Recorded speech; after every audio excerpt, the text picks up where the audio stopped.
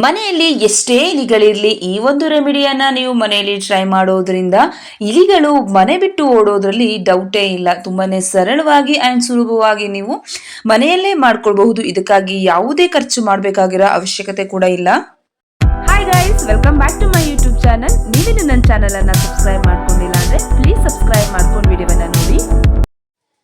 ಇಲಿಗಳು ಮನೆಯೊಳಗೆ ಬರೋಕೆ ಮೇನ್ ಕಾರಣ ಅಂತ ಹೇಳಿದ್ರೆ ಫುಡ್. ಸೊ ಹೊರಗಡೆ ಇವಕ್ಕೆ ಫುಡ್ಗಳು ಸಿಗದೆ ಮನೆಯೊಳಗೆ ಇವಕ್ಕೆ ಫುಡ್ ಕಾಣ ಸಿಕ್ಕಾಗ ಮನೆಯೊಳಗೆ ಇವು ದಾಳಿಯನ್ನ ಮಾಡೋಕೆ ಶುರು ಮಾಡ್ಬಿಡ್ತವೆ.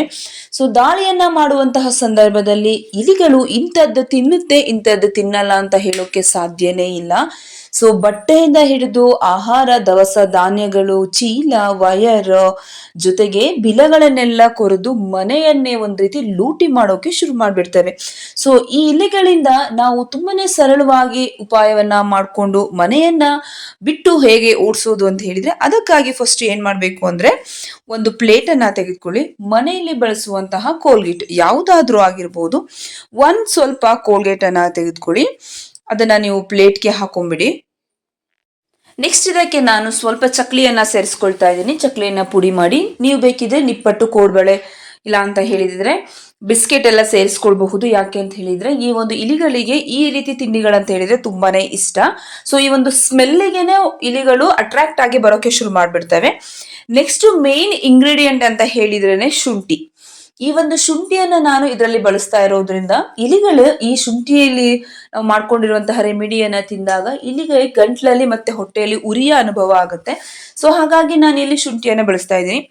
ಜೊತೆಗೆ ಇದ್ರ ಜೊತೆಗೆ ಇನ್ಯಾವುದೆಲ್ಲ ಪದಾರ್ಥಗಳನ್ನ ಬಳಸ್ಕೋಬೇಕು, ಯಾವ ವಿಧಾನದಲ್ಲಿ ಮಾಡಬೇಕು ಅಂತ ಹೇಳಿ ಮುಂದೆ ಹೇಳ್ತಾ ಹೋಗ್ತೀನಿ ನೋಡಿ.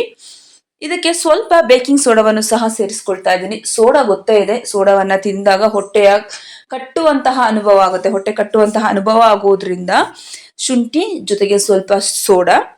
ನೆಕ್ಸ್ಟ್ ಇದಕ್ಕೆ ಗೋಧಿ ಹಿಟ್ಟು. ಯಾಕೆ ಅಂತ ಹೇಳಿದ್ರೆ ಇಲಿಗಳು ತಿನ್ನುವ ಆಹಾರ ಪದಾರ್ಥಗಳಲ್ಲಿ ಮೇನ್ ಒಂದು ಪದಾರ್ಥ ಅಂತ ಹೇಳಿದ್ರೆ ಹಿಟ್ಟು. ಸೊ ಅದರಲ್ಲಿ ನಾನು ಗೋಧಿ ಹಿಟ್ಟನ್ನ ಬಳಸಿದ್ದೀನಿ. ಸೊ ನೆಕ್ಸ್ಟ್ ಎಲ್ಲವನ್ನು ನೀಟಾಗಿ ಮಿಕ್ಸ್ ಮಾಡ್ಕೊಂಡ್ಬಿಡೋಣ. ನೀಟಾಗಿ ಮಿಕ್ಸ್ ಮಾಡ್ಕೊಂಡು ಇದನ್ನ ನೀವು ನಿಮ್ಮ ಮನೆಯಲ್ಲಿ ಇಲಿಗಳು ಎಲ್ಲೆಲ್ಲಿ ಓಡಾಡ್ತವೆ ಅಲ್ಲಲ್ಲಿ ಇದನ್ನೇ ನೀವು ಉಂಡೆ ಆದ್ರೂ ಮಾಡ್ಕೊಳ್ಳಿ. ಇಲ್ಲ ಅಂತ ಹೇಳಿದ್ರೆ ತೆಳುವಾಗಿ ಮಾಡ್ಕೊಂಡ್ರಿ ಅಂತ ಹೇಳಿದ್ರೆ ಇದನ್ನ ನೀವು ಪೇಪರ್ ಮೇಲೆ ಅಪ್ಲೈ ಮಾಡಿ ಇಲಿಗಳು ಎಲ್ಲೆಲ್ಲಿ ಓಡಾಡುತ್ತೆ ಅಲ್ಲಲ್ಲಿ ಇಟ್ಬಿಡಿ. ಸೊ ಪೇಪರ್ ಅನ್ನು ಸಹ ಇಲಿಗಳು ತಿನ್ನೋದ್ರಿಂದ ಈ ಒಂದು ರೆಮಿಡಿಯನ್ನು ಸಹ ಒಂದ್ ರೀತಿ ಸ್ಮೆಲ್ ಬರೋಕೆ ಶುರುವಾಗುತ್ತೆ. ಸ್ಮೆಲ್ ಅಂದ್ರೆ ಒಂದೊಳ್ಳೆ ಸ್ಮೆಲ್ ಬರುತ್ತೆ. ತಿಂಡಿಯನ್ನ ಬಳಸಿರೋದ್ರಿಂದ ಚಕ್ಲಿ ಸ್ಮೆಲ್ ಇರುತ್ತೆ. ಸೊ ಹಾಗಾಗಿ ಇಲ್ಲಿಗೆ ಈ ಒಂದು ಸ್ಮೆಲ್ ಅಟ್ರಾಕ್ಟ್ ಆದಾಗ ಸೊ ಈ ಒಂದು ರೆಮಿಡಿಯನ್ನ ಹುಡ್ಕೊಂಡು ಬರುತ್ತೆ. ಹಾಗಾಗಿ ಇಲಿ ತಿಂದು ಹೊಟ್ಟೆಯಲ್ಲಿ ಕಟ್ಟುವಂತಹ ಅಥವಾ ಉಬ್ಬರ ಬರುವಂತಹ ಅನುಭವ ಆದಾಗ ಮನೆ ಬಿಟ್ಟು ಹೊರಗಡೆ ಹೋಗ್ತವೆ, ನೀರನ್ನ ಹುಡ್ಕೊಂಡು ಮನೆಯಿಂದ ಹೊರಗೆ ಹೋಗ್ತವೆ. ಸೊ ನೀವು ಯಾವುದೇ ರೀತಿಯ ಕೆಮಿಕಲ್ ಅನ್ನು ಸಹ ಬಳಸಿಲ್ಲ, ಜೊತೆಗೆ ದುಬಾರಿ ವೆಚ್ಚವನ್ನು ಸಹ ನೀವು ಇದರಲ್ಲಿ ಮಾಡಿಲ್ಲ. ತುಂಬಾನೇ ಸರಳವಾಗಿ ಸುಲಭವಾಗಿ ಮನೆಯಲ್ಲೇ ಇರುವಂತಹ ವಸ್ತುಗಳನ್ನ ಬಳಸ್ಕೊಂಡು ಈ ಒಂದು ರೆಮಿಡಿಯನ್ನ ಮನೆಯಲ್ಲಿ ಟ್ರೈ ಮಾಡಿ. ಸೊ ಇದು ಮನೆಯಲ್ಲಿ ಹಳ್ಳಿಯಲ್ಲಿ ಮಾಡುವಂತಹ ಕೃಷಿಕರು ಈ ಒಂದು ರೆಮಿಡಿಯನ್ನ ಫಾಲೋ ಮಾಡ್ತಾರೆ. ಸೊ ಹಾಗಾಗಿ ನಮ್ಮ ಮನೇಲಿ ನಾವು ಮಾಡುವಂತಹ ರೆಮಿಡಿಯನ್ನ ನಿಮ್ಮ ಹತ್ರ ನಾನು ಶೇರ್ ಮಾಡ್ತಾ ಇದ್ದೀನಿ.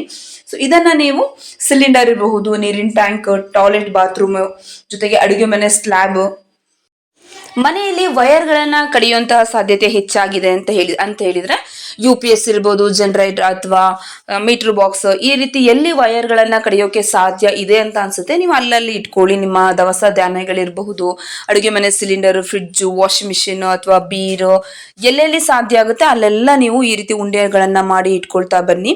ಸೊ ಇಲಿಗಳ ಕಾಟವನ್ನ ನೀವು ತುಂಬಾನೇ ಸುಲಭವಾಗಿನೇ ತಪ್ಪಿಸ್ಕೊಳ್ಬಹುದು. Guys, video ಹೇಗಿನ್ಸ್ತು? ಇಷ್ಟ ಆಯ್ತಾ? ಇಷ್ಟ ಆಗಿದ್ರೆ ಪ್ಲೀಸ್ ಒಂದು ಲೈಕ್ ಕೊಟ್ಟು ಚಾನಲ್ ಅನ್ನ ಸಬ್ಸ್ಕ್ರೈಬ್ ಮಾಡಿಕೊಂಡು ಸಪೋರ್ಟ್ ಮಾಡಿ. ಇದೇ ರೀತಿಯ ಮುಂದಿನ ಒಂದು ಹೊಸ ವಿಡಿಯೋದೊಂದಿಗೆ ಸಿಗ್ತೀನಿ. ನಮಸ್ಕಾರ.